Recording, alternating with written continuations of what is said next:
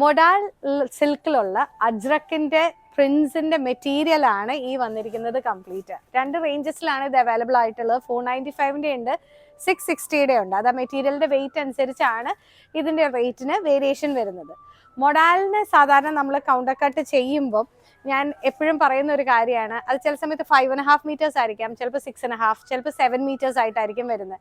അതൊരു ടേബിൾ സൈസിനനുസരിച്ചാണ് ഈ മൊഡാലിന്റെ പ്രിന്റ്സ് ചെയ്തു പോകുന്നത്. കാരണം ഈ പ്രിന്റ് ചെയ്യുന്ന ആ ഒരു വേ അത്രയും ഡിഫിക്കൾട്ടാണ്, അത്രയും സ്ട്രെയിൻ എടുത്തിട്ടാണ് ഇത് ഓരോന്നും ചെയ്യുന്നത്. അതുകൊണ്ട് തന്നെ നമ്മളിത് നോർമലി കട്ട് ചെയ്യുമ്പോൾ മെറ്റീരിയലിന്റെ ക്വാണ്ടിറ്റി എത്രയുണ്ടോ അതിൻ്റെ നേരെ ഹാഫ് ആയിട്ടാണ് കട്ട് ചെയ്ത് കൊടുക്കാറുള്ളത്.